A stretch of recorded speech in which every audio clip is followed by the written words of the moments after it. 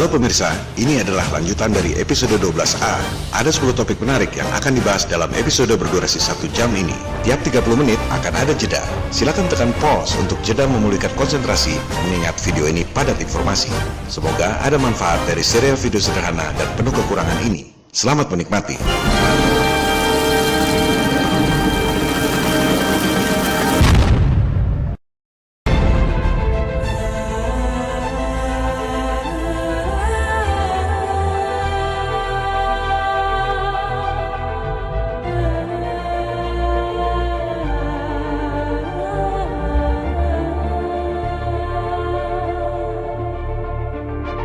Banyak yang bertanya, matahari itu ada di atas kubah atau di bawah kubah?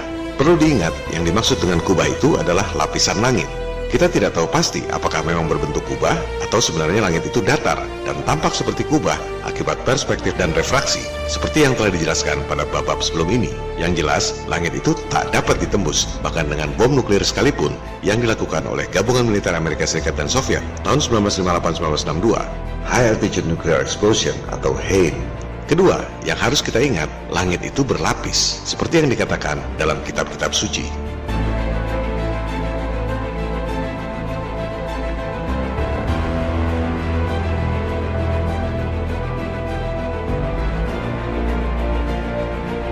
Ketiga, kita harus paham lapisan-lapisan atmosfer. Lapisan yang pertama adalah troposfer, dari permukaan tanah sampai ketinggian 15 km. Troposfer ini kandungan airnya 99,13%, menghasilkan refraksi yang membuat matahari, bulan, bintang, dan kubah langit yang kita lihat itu bukan posisi dan ukuran yang sesungguhnya. Pesawat jet paling tinggi, terbangnya 51.000 feet atau 15 km di batas akhir troposfer. Hanya pesawat Concorde yang tercatat terbang di ketinggian 60.000 feet atau 18 km di atas lapisan troposfer. Suhu udara di ketinggian 15-20 km itu sekitar minus 60 derajat Celcius. Kemudian, jika Anda ingat istilah tropospheric scattering atau nama sandi militernya White Alice, di ketinggian 15 km itulah sinyal-sinyal telekomunikasi memantul kembali ke bumi tanpa satelit. Lapisan kedua adalah stratosfer. Jika Anda ingat episode 6, Profesor Picard adalah orang pertama yang melihat bentuk bumi dari ketinggian 23 km di stratosfer ini. Dalam testimoninya, Profesor Picard mengatakan bahwa bumi berbentuk seperti flat disk alias cakram datar. Lapisan ketiga adalah mesosfer, dari ketinggian 50 km sampai 100 km. Di ketinggian 100 km inilah meteor selalu hancur ketika jatuh ke bumi. Tak banyak orang tahu bahwa yang namanya angkasa luar atau outer space itu sebenarnya batas atas mesosfer ini, 100 km yang disebut Kármán line. Batasan luar angkasa ini mengacu pada hasil bom nuklir langit tahun 1958-1962.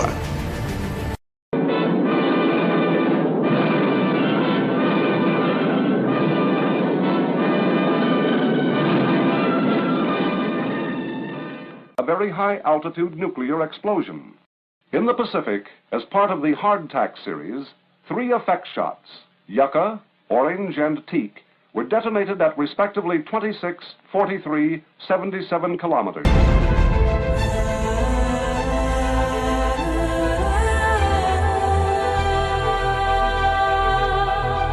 Ketinggian 100 km itu adalah batas kemampuan manusia pergi ke langit. Kenapa? Karena lapisan atmosfer di atasnya, termosfer, suhunya luar biasa panas. Anda lihat pada tabel ini, sudah tidak terukur panasnya. Disebut panasnya mencapai 2000 derajat Celcius, cukup untuk melumerkan emas, baja, tembaga, dan lain-lain. Satu-satunya yang pernah menembus batas 100 km ini, mencapai ketinggian 400 km, adalah bom nuklir Starfish pada Operation Fishbowl. Of the 5 fishbowl shots, the highest burst was the 400-kilometer Starfish event, launched by a pod-carrying Thor missile. Its yield was 1.4 megaton. Oleh sebab itu, semua dongeng satelit dan ISS mengklaim berada pada ketinggian 400 km. Proyek fiktif $1 triliun yang paling enak di dunia, sebab tak ada yang bisa mengaudit barang di angkasa luar. Laporannya cukup dengan gambar-gambar kartun CGI dan trik sulap murahan. Kembali pada pertanyaan di awal tadi, matahari itu di atas kubah atau di bawah kubah? Jawabannya, kubah langit itu berlapis. Ada yang di atas matahari dan ada yang di bawah matahari. Jarak langit yang paling bawah adalah 100 km. Matahari ada pada ketinggian 5000 km. Era kebohongan bisnis angkasa luar dimulai tahun 1957 dengan diluncurkannya Sputnik. Anda percaya bola bowling sebesar 50 cm bikinan Soviet itu bisa melayang di angkasa dengan kecepatan 28.000 km per jam? Laporannya cuma gambar-gambar kartun seperti ini. Sputnik 1957 adalah false flag agar rakyat menyetujui turunnya budget triliun dolar buat NASA 1958. Mega proyek fiktif pergi ke bulan untuk memuluskan agenda proyek fiktif berikutnya, bisnis satelit.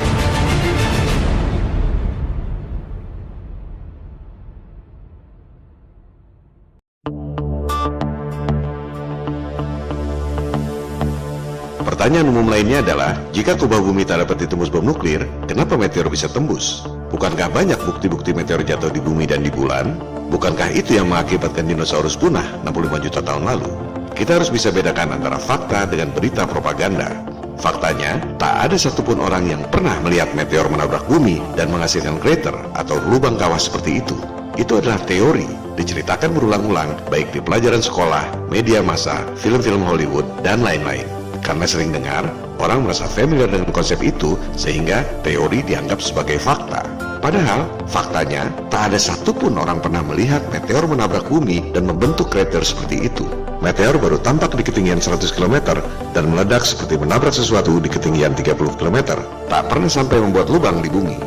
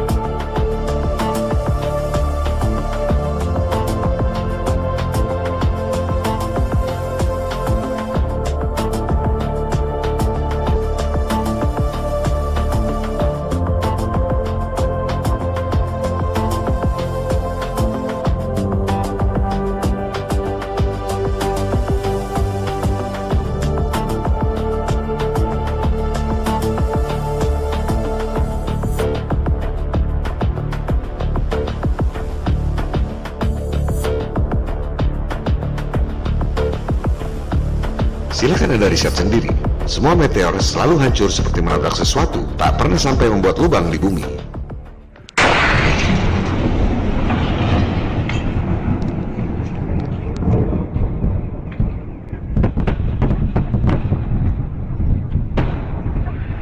So the boom, the sound itself, shook the earth and broke the windows and scattered debris? Is that how that happened? Absolutely. We're talking about something that moves through a medium much faster, and I say medium, it's a little bit scientific term, but whatever it is around it, this case being the air.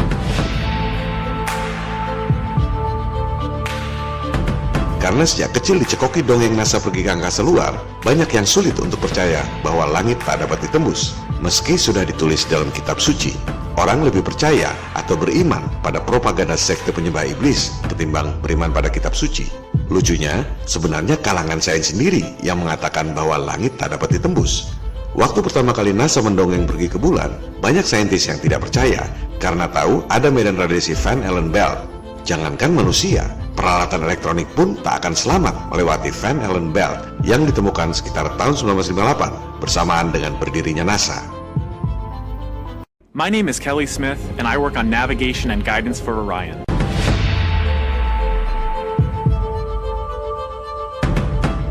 As we get further away from Earth, we'll pass through the Van Allen belts, an area of dangerous radiation.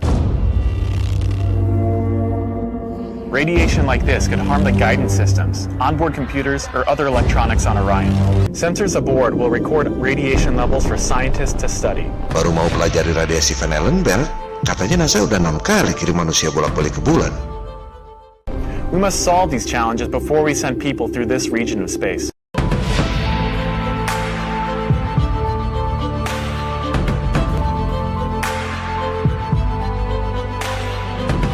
Kemudian, belakangan ini, para saintis sendiri yang mengatakan bahwa bumi dilindungi oleh perisai yang tidak kelihatan seperti film Star Trek. Jadi, mestinya jangan tanya kalau bumi ini datar ada kubahnya, bagaimana meteor bisa tembus. Jika bumi berbentuk bola pun, menurut para saintis sendiri, tetap saja meteor tak dapat tembus akibat perisai yang tidak kelihatan itu. Lantas, bagaimana dengan bukti-bukti kawah akibat benturan meteor?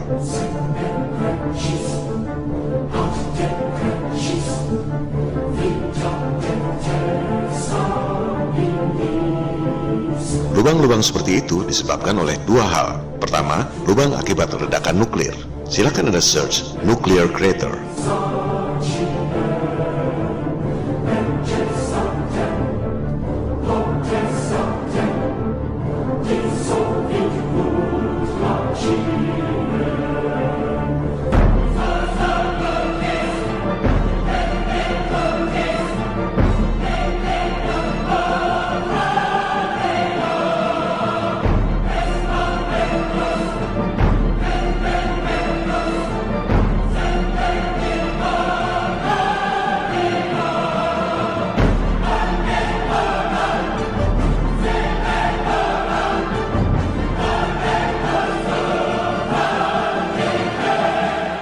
Lubang akibat ledakan nuklir dipropagandakan sebagai lubang akibat meteor. Kedua, lubang-lubang seperti itu akibat peristiwa geologi yang disebut land sink. Silakan Anda riset sendiri. Search di Google, land sink. Terjadi di mana-mana di dunia dalam ukuran kecil maupun besar.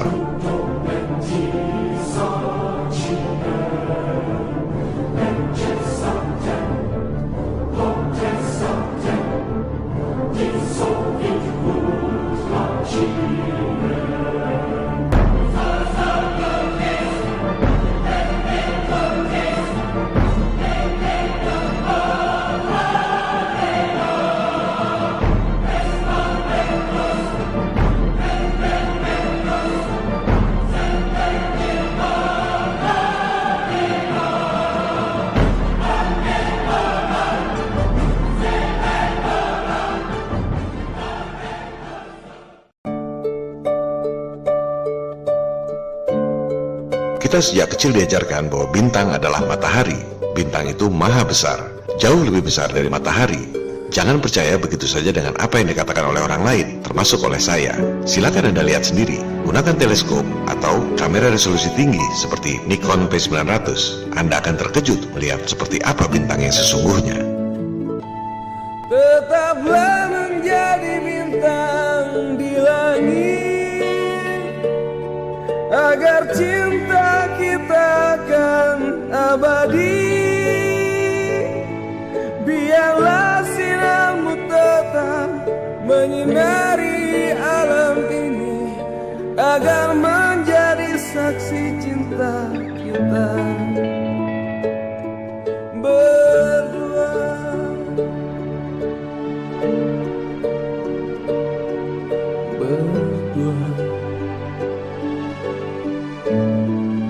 Coba lihat bintang ini, bintang timur, Venus, the morning star, bintang yang paling terang di langit, tapi tak pernah sampai ke atas, selalu balik ke bawah dan menghilang lagi di horizon. Dari sinilah timbul mitologi the fallen angel, malaikat yang paling brilian, tapi hendak menjadi Tuhan, sehingga tergelincir kembali. Sains mengatakan bahwa Venus yang bercahaya itu adalah planet untuk mendukung teori heliosentrik. Coba Anda lihat sendiri, seperti apa Venus itu sebenarnya. Tetaplah menjadi bintang di langit, agar cinta kita akan abadi. Biarlah sinarmu tetap menyinari alam ini, agar menjadi saksi cinta kita berdua. Seiring bangkitnya kesadaran flat earth di seluruh dunia, orang jadi lebih sering memperhatikan alam, termasuk bintang. Bintang bukan matahari, bintang bukan planet. Bintang adalah bintang, cahaya yang ada di langit. Terasa indah bila kita terbuai dalam alunan cinta. Anda lihat sendiri, bintang itu sesungguhnya seperti cahaya di air. Hal ini mendorong orang untuk membuat eksperimen dengan menggunakan tabung air dan frekuensi suara. Gelombang suara itu membuat partikel-partikel air dalam tabung meledak, menciptakan panas dan cahaya. Tampilannya tampak seperti bintang. Semua dapat terwujud dalam satu ikatan cinta. Silakan Anda riset sendiri, frekuensi suara dapat merubah bentuk air. Mungkinkah di atas langit itu air? Menurut kitab-kitab suci, memang di atas langit itu air.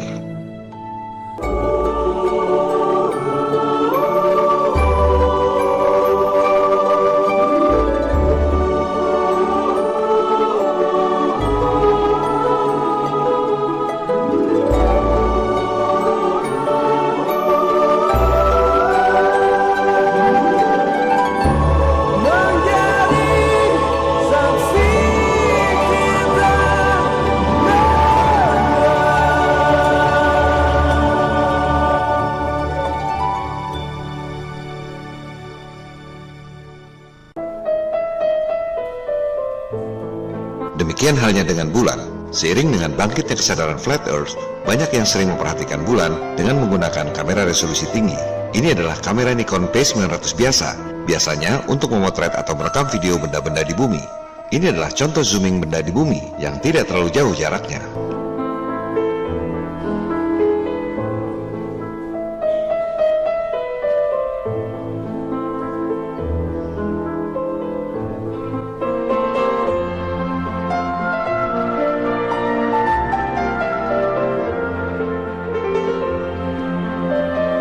Yang mengherankan, kenapa kamera sederhana itu bisa menzoom bulan sampai begitu detail? Tak mungkin jika bulan jaraknya 400.000 km. Bulan tak sejauh itu.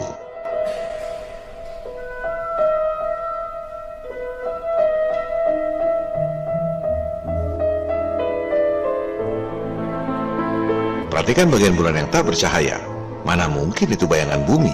Jelas sekali itu adalah langit yang ada di belakangnya. Mana ada bayangan berwarna biru?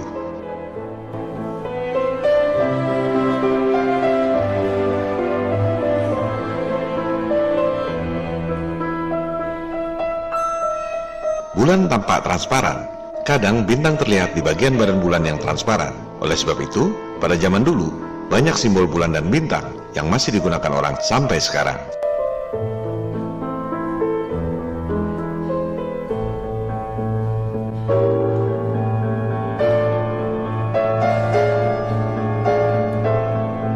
Sebagian kalangan Flat Earth percaya bahwa sinar bulan akibat pantulan matahari. Ini harus bisa dibuktikan dengan eksperimen. Kita open mind saja, mencari kebenaran meski kebenaran itu tak sesuai dengan keinginan kita. Steve Torrance misalnya, percaya bahwa sinar bulan akibat pantulan matahari. Ia melakukan eksperimen pada model bumi datar dengan menggunakan data-data saintifik.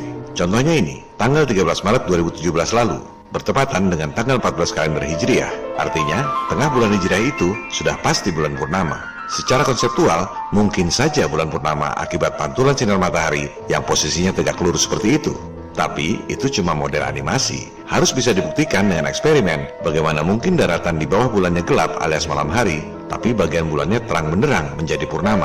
Sekali lagi, buktikan dengan eksperimen, bukan dengan pendapat dan opini. Apapun hasilnya, kita harus terima. Sebelum bisa dibuktikan dengan eksperimen benda nyata, berarti itu cuma teori berdasarkan asumsi yang diperkuat model animasi. Sama saja seperti NASA. Contohnya soal gerhana yang diajarkan di sekolah. Teorinya, gerhana bulan akibat masuk bayangan bumi. Ada bayangan umbra dan penumbra. Kenyataannya, mana ada bayangan mengecil. Semakin jauh objek dari sumber cahaya, semakin besar bayangannya. Mana mungkin area gerhananya kecil seperti itu. Dan bagaimana mungkin jalurnya zigzag seperti itu? Sebaliknya, coba letakkan jalur gerhana itu pada peta Flat Earth. Mana yang lebih masuk akal buat Anda? Bagi yang percaya sinar bulan adalah akibat pantulan matahari, harus bisa membuktikannya secara empiris, baik lewat eksperimen nyata maupun dengan melihat fenomena nyata, posisi bulan dan matahari. Contohnya ini, matahari sudah hampir terbenam di horizon di bagian bawah. Tapi, fase bulan justru yang terang yang bagian atasnya. Hal ini tak mungkin terjadi jika sinar bulan akibat pantulan sinar matahari.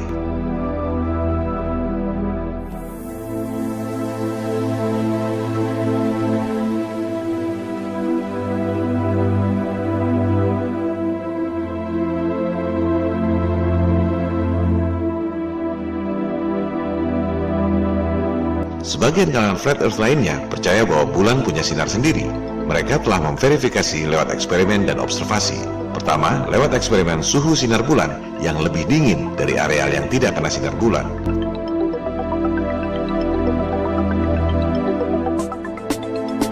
Ini menunjukkan bahwa sinar bulan yang dingin merupakan polaritas dari sinar matahari yang panas. Matahari maskulin, bulan feminin, yin dan yang, divine balance energy. Kedua, lewat observasi. Perhatikan sinar bulan ini. Apakah itu pantulan sinar matahari atau bulan punya sinar sendiri?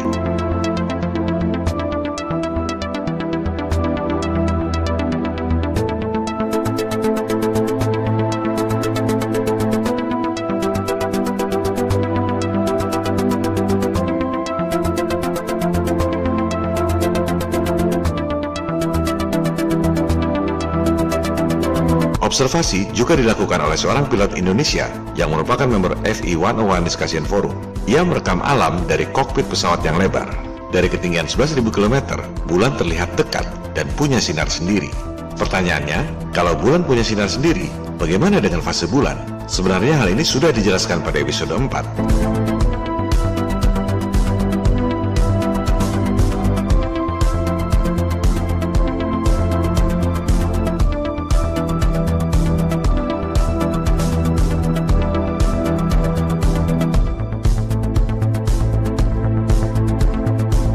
Ini adalah versi lain dari demo fase bulan akibat mekanisme internal dari bulan. Ambilkan bulan bu yang selalu bersinar di langit. Di langit bulan benderang cahayanya sampai ke bintang.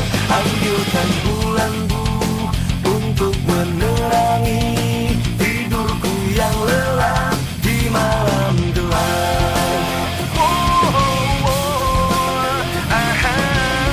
Bahkan, Anda lihat sendiri, sinar dari bagian dalam bulan pun dapat membuat permukaan bulan memiliki bayangan.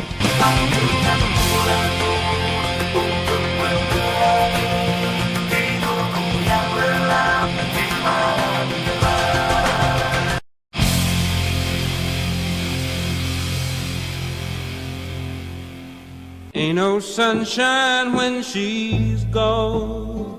Sebaliknya, buktikan bahwa fase bulan bisa terjadi pada sistem heliosentrik lewat demo benda-benda nyata, bukan cuma animasi dan perhitungan matematis.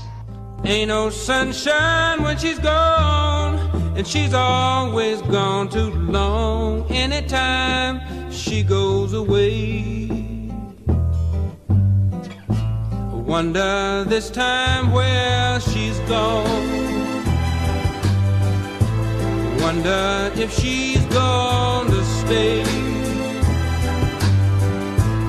Ain't no sunshine when she's gone, and this house just ain't no home. Anytime she goes away. And I know, I know, I know, I know, I know, I know, I know, I know, I know, I know, I know, I know, I know, I know, I know, I know, I know, I know. I know, hey, I ought to leave the young thing alone, but ain't no sunshine when she... Mana ada bayangan umrah penumrah dari skala jarak seperti itu? Hal ini sudah dibuktikan oleh Anggoro Aji, member FI11 Discussion Forum, yang berprofesi sebagai pengajar. Only darkness every day. Ain't no sunshine when she's gone, and this house just ain't no home. Anytime she goes away. Dengan skala jarak sesuai ajaran heliosentrik, titik umbra sudah hilang, tinggal penumbrahnya saja. Ain't no sunshine when she's gone, and this house just ain't no home. Anytime she goes away. Anytime she goes away. Gerhana matahari dan bulan tak mungkin terjadi pada skala jarak heliosentrik. Disinilah kebenaran akan terbukti dan kebohongan 500 tahun akan terbongkar.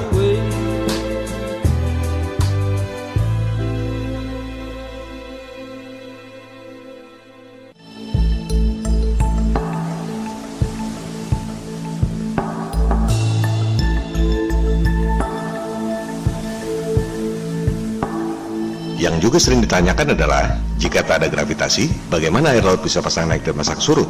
Pertanyaan ini timbul karena dari kecil Anda diajarkan bahwa pasang naik dan surut disebabkan oleh gravitasi bulan. Karena sering mendengar, familiar, rasanya benar. Karena sudah melihat penjelasan dalam bentuk kartun CGI, lantas orang beranggapan bahwa gambar kartun itu nyata. Hanya sedikit yang bersikap kritis dan cerdas. Air samudra itu masanya 1,4 juta triliun metrik ton.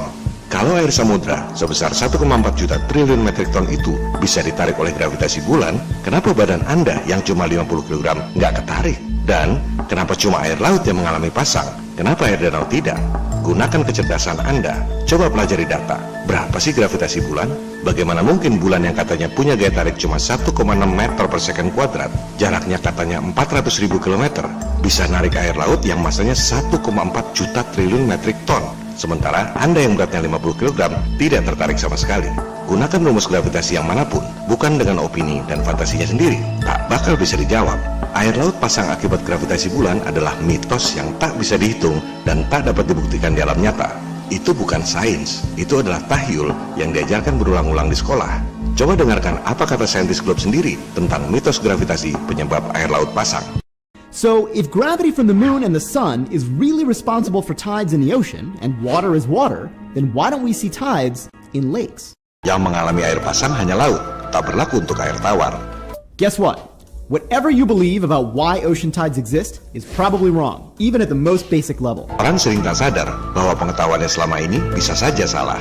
In fact, every YouTube video I've ever seen about tides, including ones made by smart people, explains the tides incorrectly. Wake up people, saintis sendiri sebenarnya salah dalam menjelaskan.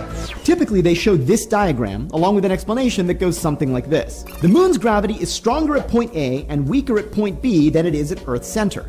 The net effect of this differential in the moon's gravity across the Earth is to stretch the oceans out like taffy, ergo why the oceans bulge out at opposite points along the Earth-Moon line.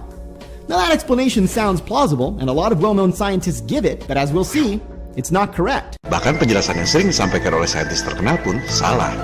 What's wrong is the explanation for the bulges. They aren't actually being lifted or stretched by that gravitational differential. Something much more subtle is happening that even many professional astronomers and physicists misunderstand, including me for many years. Betapa naifnya jika orang berpikir apa yang dikatakan oleh saintis itu pasti benar. So don't feel bad. Tides are tricky. But today, we're going to set the record straight, and in the process, understand how it could be that the ocean has tides, but lakes, bathtubs, and cups of coffee don't. Lantas, kenapa bisa terjadi air laut pasang? Anda harus paham hukum fisika yang bernama diamagnetik, bahwa air itu menolak magnet.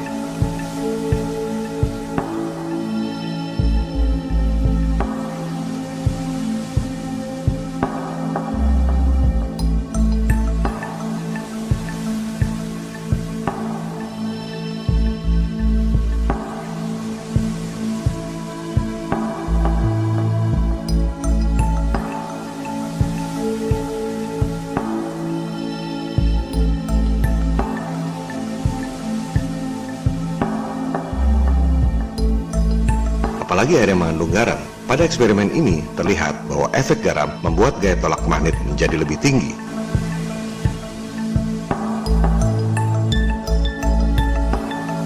Itu sebabnya yang mengalami pasang naik surut adalah air laut, bukan air danau.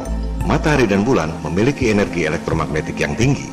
Perputaran bulan dan matahari mengelilingi bumi mengakibatkan air laut bergelombang dan mengalami pasang naik dan pasang surut.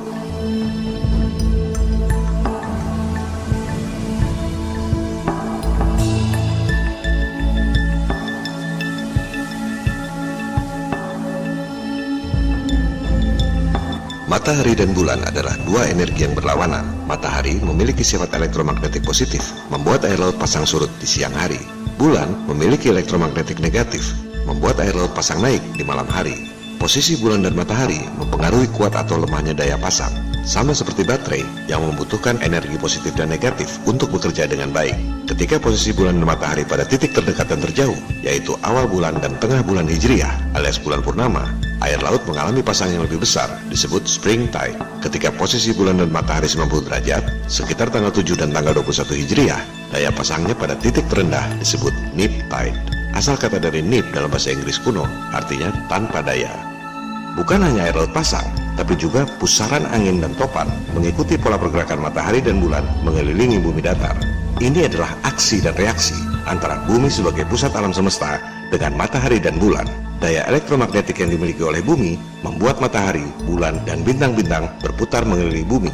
Sebaliknya, daya elektromagnetik matahari dan bulan mempengaruhi perilaku alam di bumi. Di samping faktor elektromagnetik, juga ada faktor frekuensi suara yang mempengaruhi air dan benda-benda lain di bumi.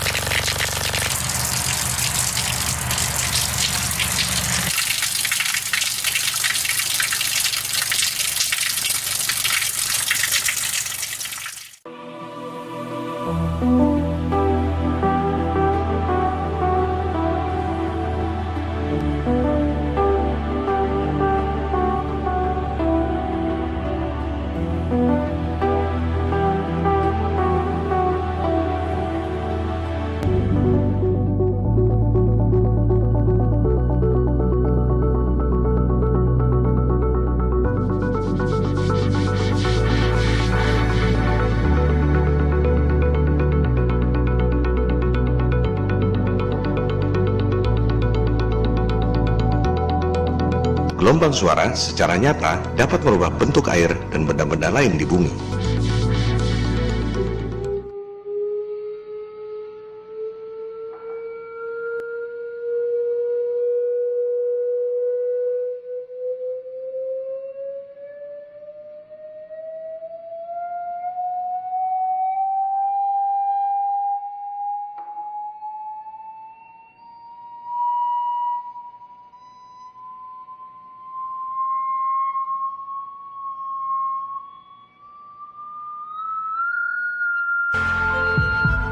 Kesimpulannya, kombinasi dari gaya elektromagnetik dan frekuensi suara antara bumi, bulan, dan matahari mengakibatkan pusaran angin, gelombang air laut, pasang naik, dan pasang surut.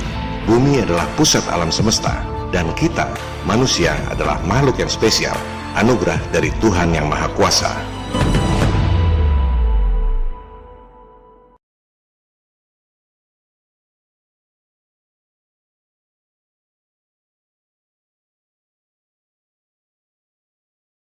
Perkembangan terakhir, saintis menemukan bahwa bukti-bukti saintifik berupa cosmic microwave background menunjukkan bahwa bumi adalah pusat alam semesta. Temuan saintifik ini tentu saja menggemparkan dan menimbulkan kemarahan di kalangan para saintis sendiri. Terlebih lagi, setelah kalangan saintis yang punya hati nurani mengemukakan temuan ini lewat film dokumenter sains berjudul The Principle. Berikut adalah cuplikan berita tentang dokumenter Bumi Pusat Alam Semesta itu pada CBN News. A new documentary is so controversial, scientists and even people in the movie are condemning it before they've had the chance to even see it. It'll have the effect of literally putting Earth back at the center of the universe. The principle goes to the very edges of the vast universe and to the latest science to present what its makers believe is solid evidence the whole universe is aligned with and circling around Earth and its Milky Way galaxy. As if the galaxies preferred to lie at some periodic spacing out from the Earth. This is sort of like saying that our galaxy is somewhere near the center of the universe, and when you look at the galaxies arrayed all around us, they're on sort of like giant shells.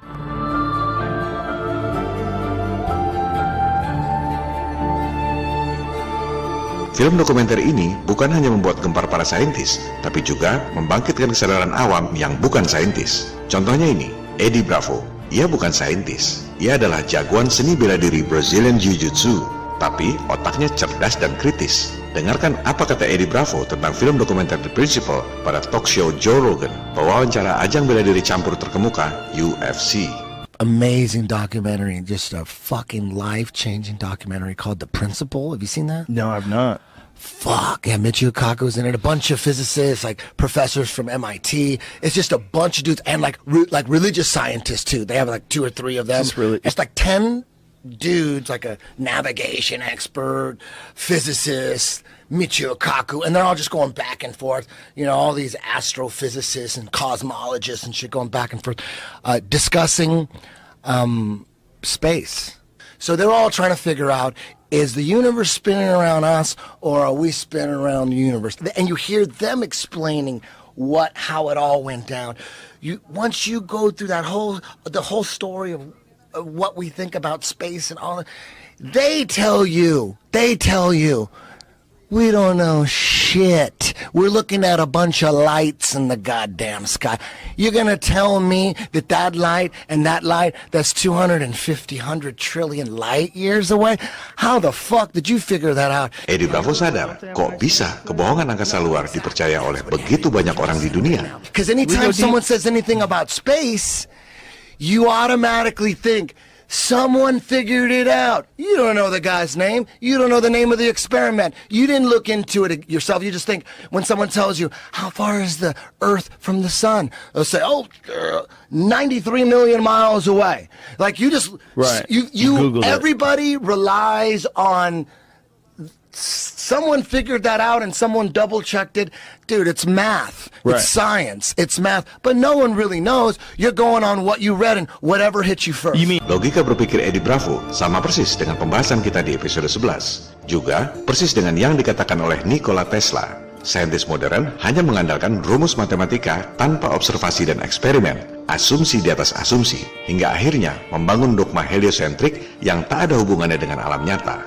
So the problem with cosmology is that we keep inventing theories, ad hoc theories, to try to explain the data, such as inflation, dark matter, dark energy, and so on, just to keep patching the theory up.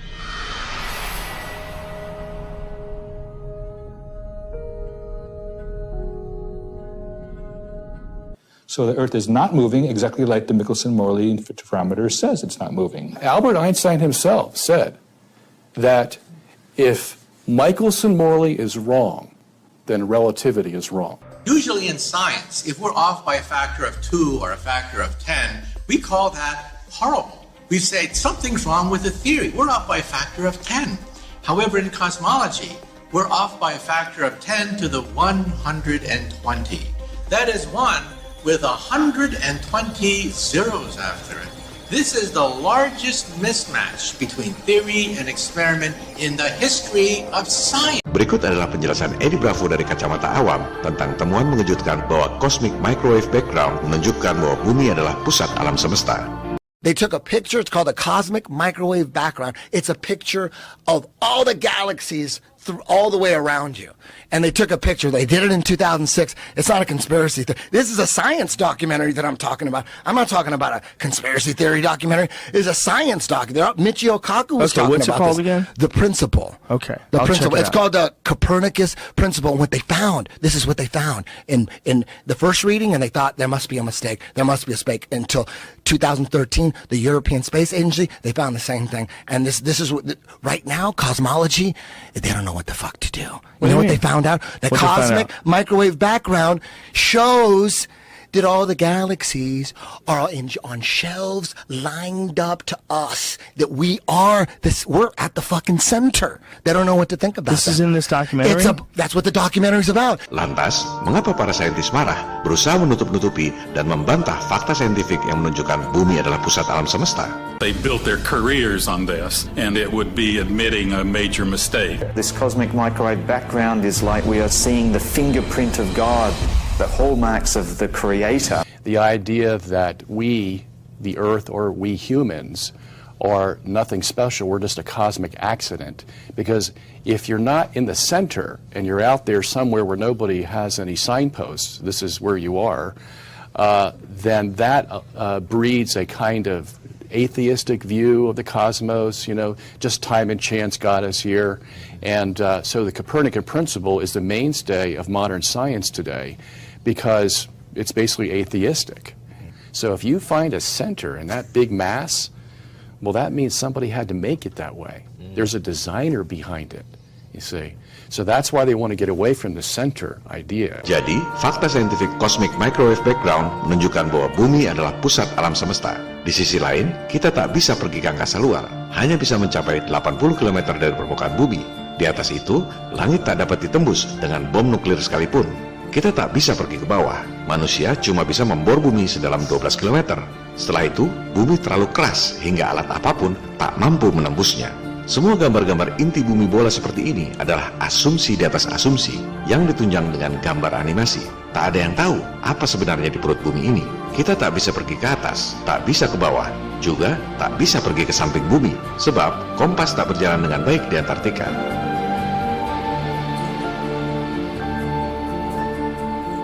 Tanpa dijaga tentara pun, tak ada yang bisa menembus Antartika.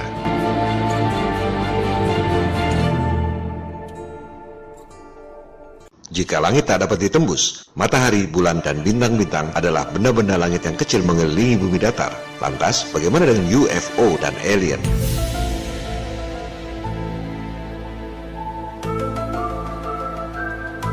Penampakan UFO di depan banyak saksi mata yang tak terbantahkan merupakan fenomena real. Pertama kali adalah peristiwa yang disebut Pertempuran LA 25 Februari 1942. Ini adalah fenomena real, bukan hoax.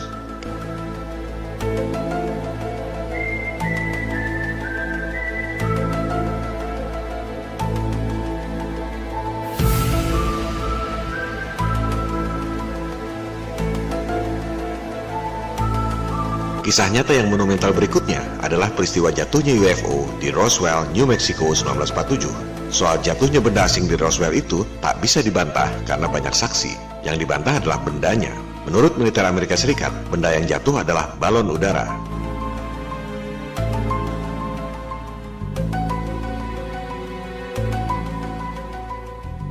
Bantahan itu justru menambah kental aroma konspirasi.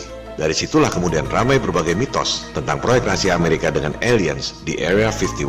Belakangan ini, media-media Inggris membuka dokumen-dokumen rahasia Perang Dunia II dan ramai memberitakan bahwa UFO yang jatuh di Roswell itu adalah buatan Nazi Jerman.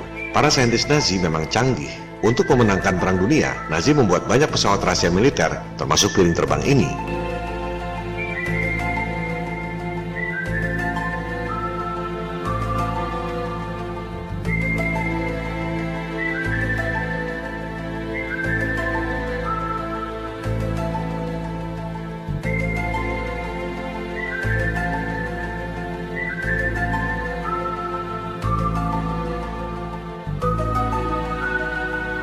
Dan jika diurut ke belakang lagi, tentang siapa yang pertama kali membuat piring terbang adalah Nikola Tesla, tercatat pernah mengajukan paten untuk teknologi piring terbang. Tesla adalah seorang super jenius yang tak pernah lelah menciptakan teknologi berbasis sumber daya alam. Teknologi piring terbang Tesla tidak menggunakan bahan bakar, melainkan menggunakan pembangkit listrik gratis yang rencananya ia terapkan di seluruh dunia. Listrik gratis, bahan bakar gratis, semuanya wireless. Itulah yang digagas oleh Tesla 117 tahun lalu, sebelum akhirnya percobaannya dihancurkan dan ia dikucilkan oleh pentolan elit global JP Morgan. Tesla adalah ilmuwan yang paling ditakuti dan paling dibenci oleh elit global. Tesla adalah pembenci perang. Ia mendesain sebuah alat yang bernama Death Ray yang ia harap dapat mengakhiri perang. Satu senjata buatan Tesla ini mampu menghancurkan 10.000 pesawat terbang musuh dari jarak 400 km. Tentu saja elit global makin ketakutan dan Tesla makin dikucilkan. Setelah Tesla wafat tahun 1943 di New York, semua catatan-catatan ciptaannya disita oleh pemerintah Amerika Serikat. Teknologi Tesla yang futuristik itu dikembangkan secara rahasia oleh militer. Salah satunya, tentu saja, piring terbang Tesla yang dikembangkan kembali di Kanada.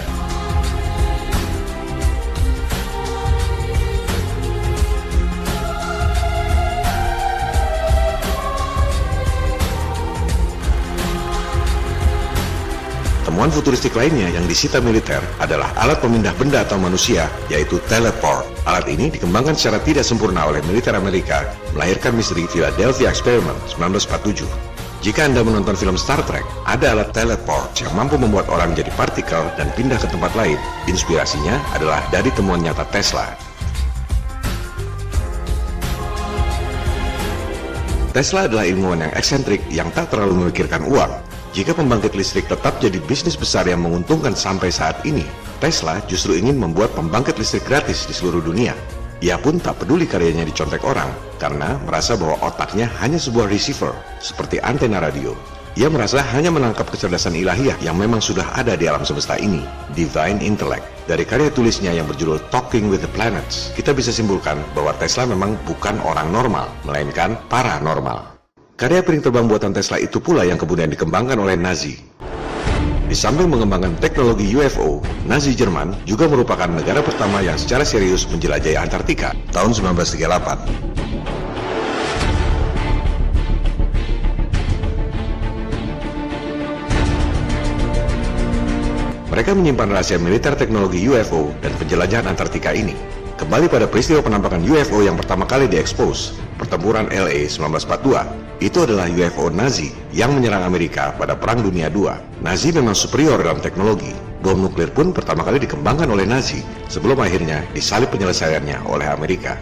Ketika Nazi kalah perang tahun 1945, Amerika menyita info-info rahasia militer Jerman, termasuk teknologi UFO yang belum sempurna. Amerika merekrut lebih dari 1.600 saintis Nazi lewat program militer rahasia Operation Paperclip. Salah satu saintis Nazi yang direkrut adalah Wernher von Braun, yang kemudian diangkat jadi direktur pertama NASA yang sukses membohongin dunia lewat moon landing hoax. UFO yang jatuh di Roswell 1947 adalah UFO Nazi yang disita oleh Amerika setelah menang perang. Jelas saja jatuh, karena teknologi curian itu belum sempurna. Dan jelas saja pemerintah Amerika membantah keberadaan proyek rahasia militer sitaan perang itu. Dari info sitaan perang itu pula, Amerika mendapat info rahasia tentang Antartika dan mengutus Admiral Byrd pergi ke Antartika dengan pasukan militer lengkap lewat Operation High Jump 1946-1947. Yang mengejutkan adalah dokumenter yang diedarkan oleh pihak Rusia. Pasukan Admiral Byrd terlihat diserang oleh UFO.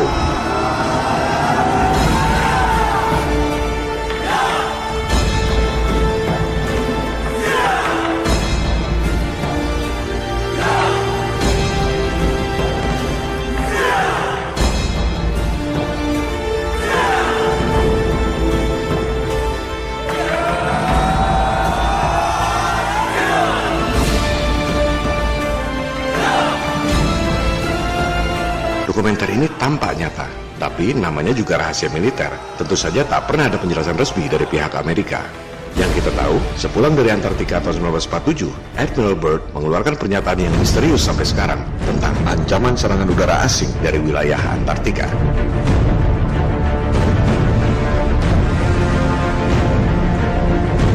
Antartika adalah proyek militer. Betapa naifnya jika orang-orang yang tak punya rasa peduli menganggap Antartika adalah proyek sains untuk kemaslahatan umat manusia di dunia. Silakan Anda lihat clipping-clipping tentang Antartika pada akhir dekade 50-an. Elit global sendiri yang mengatakan bahwa gagasan membentuk wilayah bebas seperti Antartika di bawah PBB adalah langkah menuju One World Government, New World Order.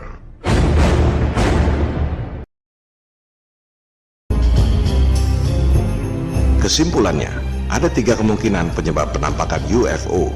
Pertama, UFO buatan Nazi Jerman itu yang kemudian dikembangkan di Area 51. Bagi para penggemar dongeng makhluk planet lain jalan-jalan ke bumi naik piring terbang, mohon maaf, it's time to wake up. Ngapain makhluk planet lain yang jaraknya jutaan tahun cahaya jalan-jalan ke bumi, naik piring kecil sambil ngumpet-ngumpet supaya jadi gosip selama puluhan tahun? UFO adalah proyek militer, teknologi sitaan dari Nazi yang dikembangkan di Area 51. Proyek triliun dolar buat elit global tiap tahun tanpa ada yang mengaudit. Conservative estimate is that across the services and the intelligence community, we're looking at least $40 to $45 billion per year. Mitos UFO berkembang pesat sejak akhir Perang Dunia. Penampakan UFO yang masif adalah pesawat-pesawat eksperimen militer.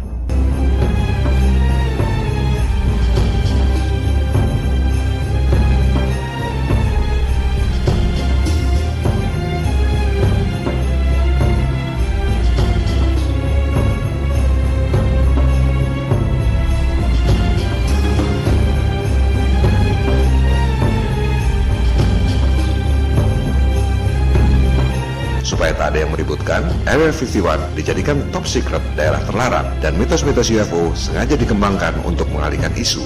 That meant suggesting these sightings were extraterrestrial, alien, from another planet. The Air Force consciously manipulated the UFO myth in order to provide cover for the black programs that it was developing. Every time you start talking about Area 51, somebody starts talking about UFOs and small grey aliens.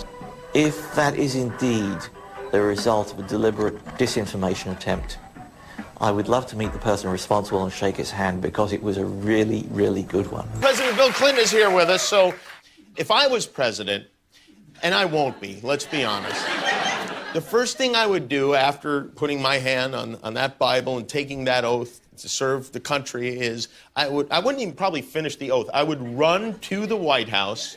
I demand to see all the classified files on the UFOs. Because I want to know. I'd want to know what has been going on. Did you do that? Sort of. Sort of.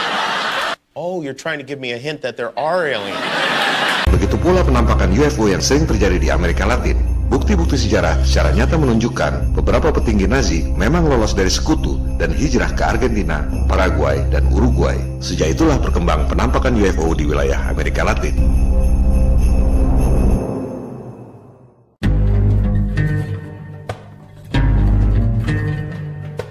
Kedua, UFO dan alien yang merupakan penampakan makhluk jin.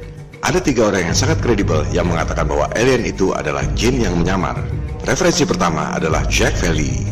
Ia adalah saintis komputer, penemu internet modern, pemodal venture capital, astronom, dan peneliti UFO selama 50 tahun terakhir.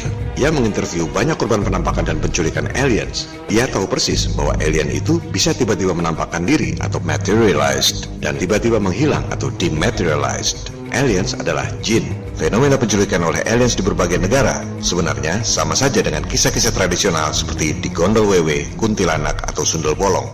Referensi kredibel yang kedua, Syed Hussein Nasr. Ia adalah saintis lulusan MIT, doktor lulusan Harvard, dan sekarang menjadi profesor pusat pengkajian Islam di Washington University. Nasr adalah salah satu orang yang paling cerdas yang masih hidup yang pernah saya ketahui.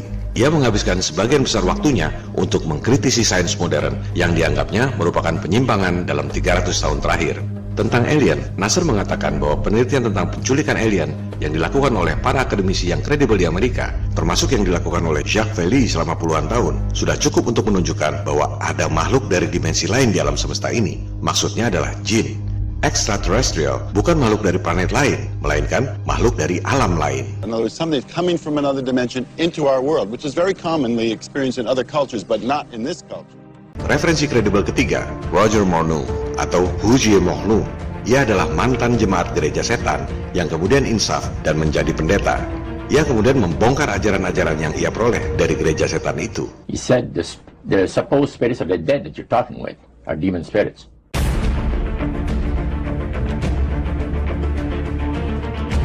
Because after the Great General Council,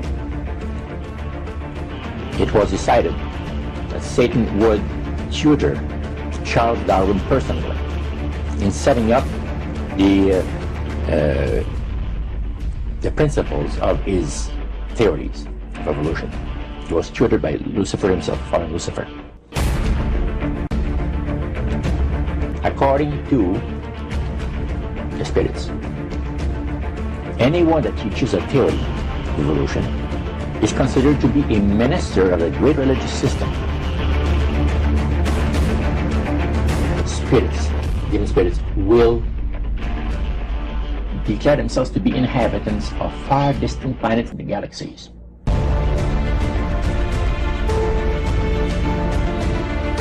Referensi lainnya bahwa UFO dan aliens itu adalah jin dipertunjukkan oleh seorang paranormal bernama Prophet Yahweh yang mampu memanggil jin UFO kapan saja dan di mana saja.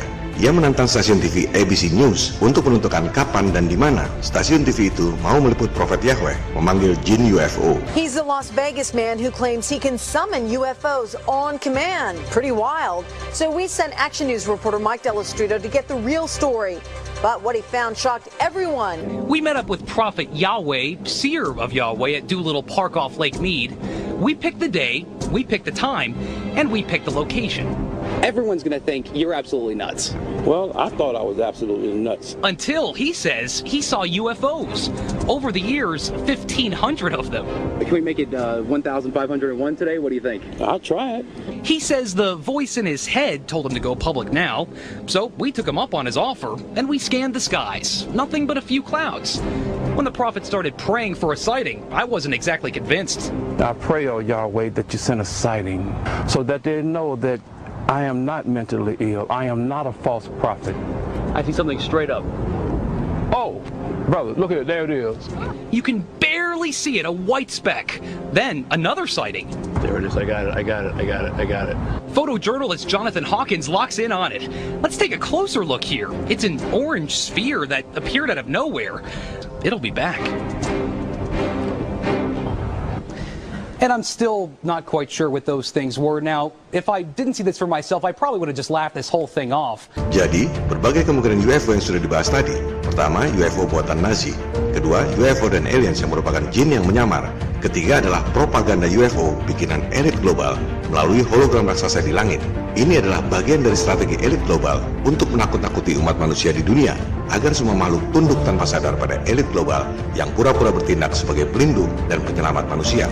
Tak kurang dari Presiden Amerika Serikat sendiri, Ronald Reagan, yang melakukan kampanye menakut-nakuti umat sedunia dengan ancaman aliens dalam berbagai pidatonya di PBB. Just think how easy his task and mine might be in these meetings that we held if suddenly there was a threat to this world from some other species from another planet outside in the universe. We'd forget all the little local differences that we have between our countries. Perhaps we need some outside universal threat to make us recognize this common bound. I occasionally think how quickly our differences worldwide would vanish if we were facing an alien threat from outside this world. What if all of us in the world discovered that we were threatened by a power from outer space, from another planet? kampanye ancaman aliens dilakukan berkali-kali oleh Presiden Reagan. Lewat kampanye ancaman aliens ini, elit global dapat proyek angkasa luar fiktif bernilai triliun dolar. Di era Reagan, proyeknya adalah SDI atau Strategic Defense Initiative alias Star Wars. Perang dingin adalah sandiwara buatan elit global.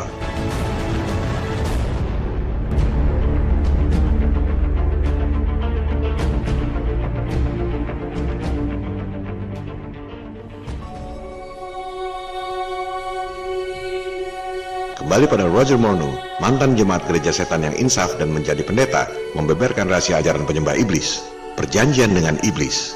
Iblis akan memberi Anda kekayaan dan kejayaan. Namun, ketika mati, menurut dia, iblislah yang menjemput nyawa Anda.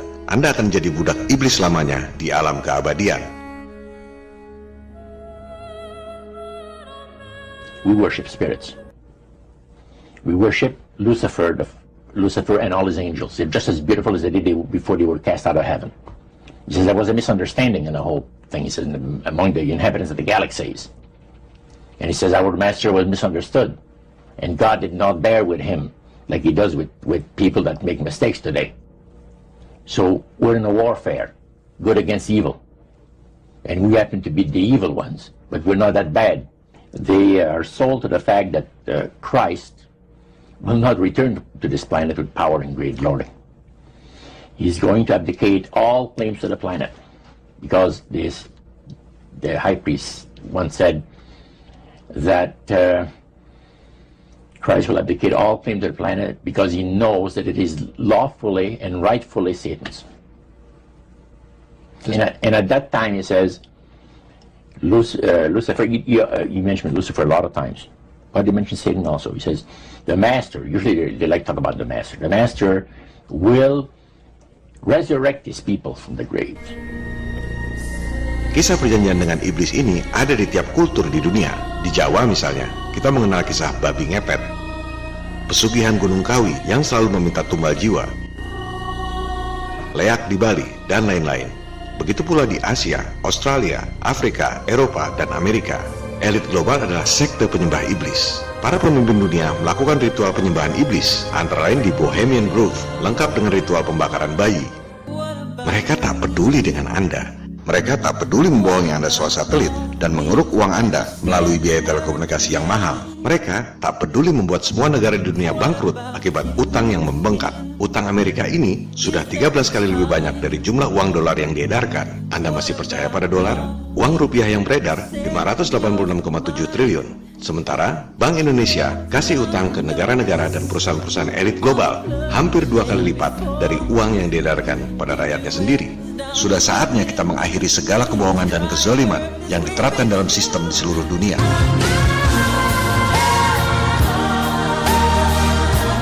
Rise up on the wings of this slain angel. Carry it forward until this city, your city, our city, his city is a palace again. Is a palace again. Oleh sebab itulah, bangkitnya kesadaran Flat Earth untuk membongkar kebohongan bumi globe menjadi penting bagi kita semua.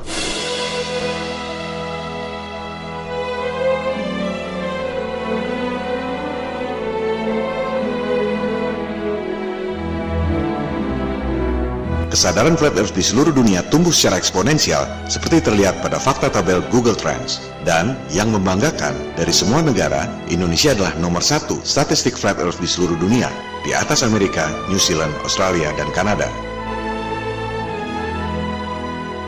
Channel Flat Earth 101 kita ini bahkan masuk dalam 5 besar dunia Flat Earth YouTube channel dari sisi jumlah viewers. Padahal channel kita baru 1 tahun, yang lain sudah 2-5 tahun. Banyak channel tempat saya dulu mempelajari Flat Earth seperti Mark Sargent, The NASA Channel, Celebrate Truth, Saswar Bukti, Flat Earth Muslim, dan lain-lain yang videonya saya cuplik sudah terlewati semua viewersnya. Ini adalah prestasi Anda, Flat Earthers Indonesia. Begitu juga dari jumlah subscribers. Ternyata dari jumlah subscribers pun channel kita ini tetap 5 besar dunia. Padahal jika diperhatikan, saya tak pernah satu kali pun meminta pemirsa untuk subscribe. Kalau channel berita gosip sih nggak aneh, banyak viewers dan subscribersnya. Ini adalah channel yang sangat tidak umum dan menuai cibiran serta cacian. Mengapa bisa sebanyak ini? Hello slaves of the world. For the past 2 years, A seemingly crazy group of people called flat earthers have been growing in large quantities. I assure you that there is a reason for this. If the flat earth theory did not have any merit, it would not have lasted more than a month on the web. Now, evidence for the flat and motionless earth seems to pop up every day, along with more people waking up to the facts. Everything you think you know about the universe is a lie. Fantastic theories passed off as factual information. Gravity is nothing more than a scapegoat to explain why you're able to travel hundreds of thousands of miles per hour on a spinning ball without falling off.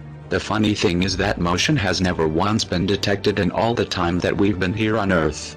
Curvature has not been measured either. NASA receives billions of tax dollars each year, and all they have to show for it is composite images that look like cartoons. The 6 lunar landings that were purported to have taken place between 1969 and 1972 were intended to reinforce the belief of living on a spinning ball.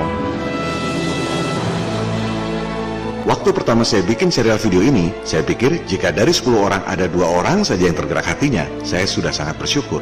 Ternyata, statistik menunjukkan dari 10 orang, justru 8 orang yang like, hanya 2 orang yang dislike. Pemirsa channel kita, selain Indonesia, Malaysia, dan Singapura, ternyata juga Amerika dan Jepang. Padahal serial video ini berbahasa Indonesia. Para trolls dan haters memfitnah bahwa saya hanya bikin sensasi untuk cari uang. Well, kita buktikan, saya tak menerima uang sepeser pun dari serial video ini. Alhamdulillah, Tuhan memberi saya rezeki yang cukup, sehingga tak perlu bikin sensasi buat cari uang.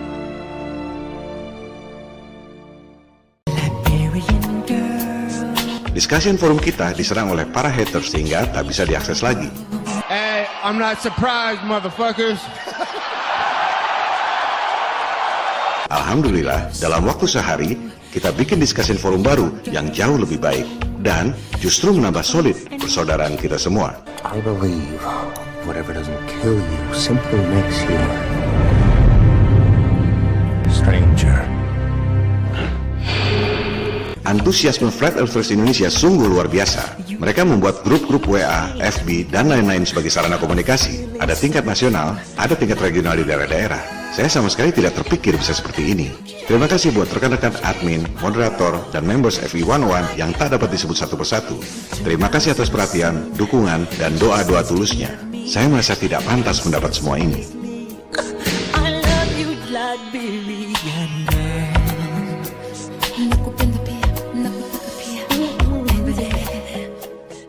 Is this the real life? Is this just fantasy? Caught in a landslide. Jika Anda memperoleh kesuksesan, sudah pasti banyak haters dan trolls yang iri dengan prestasi Anda. Mereka hobi mencaci maki, membuli, dan memfitnah lewat medsos. Here's Johnny. Orang kalau nggak setuju ya nggak setuju aja. Kenapa harus terobsesi dengan kita? So let me tell you a little secret about trolls. Menurut media Psychology Today, troll adalah psikopat narsis yang sadis. Troll adalah psikopat yang tak punya empati. Mereka mendapat kepuasan dengan menghina dan memfitnah orang lain yang sebenarnya kenal pun tidak. Bagaimana menghadapi para trolls? Ada inspirasi yang bagus dari seorang petarung UFC, Conor McGregor. Ia adalah satu-satunya orang yang bisa jadi juara di 2 kelas yang berbeda pada saat yang bersamaan. Ia adalah petarung yang bikin UFC laku secara komersial. Tentu saja banyak yang benci dan iri. Suatu ketika, ia diwawancara untuk menanggapi para haters di Twitter. Dan beginilah cara dia menghadapi trolls. I'd happily watch Conor McGregor die. Conor McGregor makes me so embarrassed of being from Dublin. Like, I'd rather admit to being from the same city as Nicky Bourne. Who's Nicky, a man from Westlife? He's alright. He's alright. Katie Hopkins and Conor McGregor vying for the accolade of being the worst human being alive, I reckon. Who's Katie Hopkins? Say what you want to me, yeah? I'm bulletproof. And if you're in this game, you must be bulletproof. Conor McGregor is so ugly that he pains my eyes. Conor McGregor is an arrogant scumbag, and I sincerely hope somebody on his poorly fitted suits. Whatever, the suits are fit good. Whatever about everything else, maybe there's a case, but the suits fit good. Thank you, everybody. I enjoyed reading your mean tweets. I will wipe my tears with my money and carry on. Thank you so much.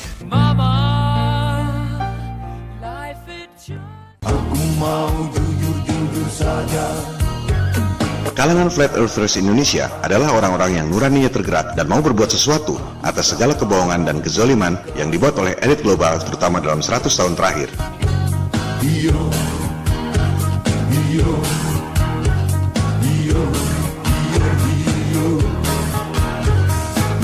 Member FE101 lainnya, 321, membandingkan video tayangan peluncuran satelit BRISAT dan Telkom yang baru lalu. Coba Anda lihat sendiri, cuma gambar kartun CGI, copy paste lagi, cuman ganti logo doang. BRI dan Telkom bayar triliunan rupiah. Elit global penjual satelit begitu malasnya, bikin video peluncuran saja maunya copy paste.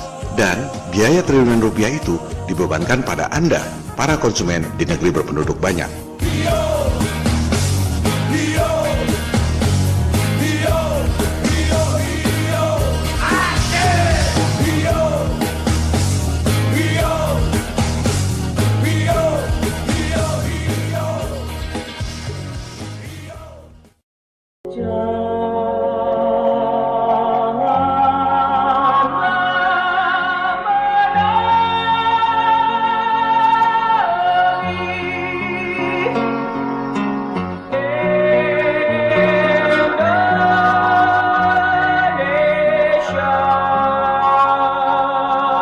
Serial video 12 episode Flat Earth 101 ini sudah selesai.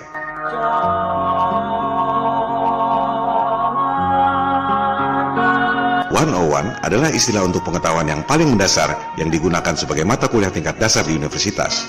Tugas saya sudah selesai.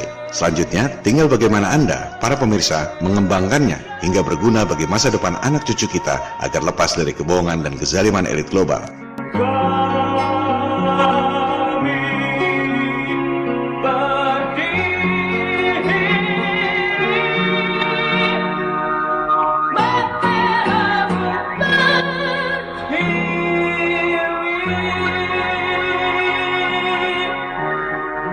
Langkah selanjutnya adalah menggulirkan 3 fokus gugatan people power ke kalangan intelektual.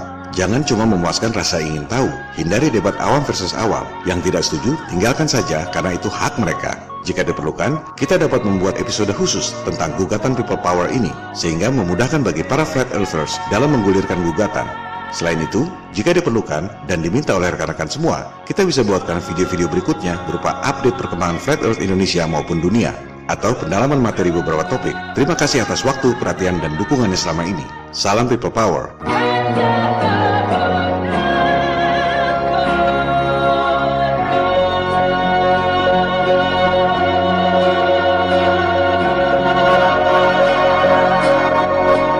What we do in life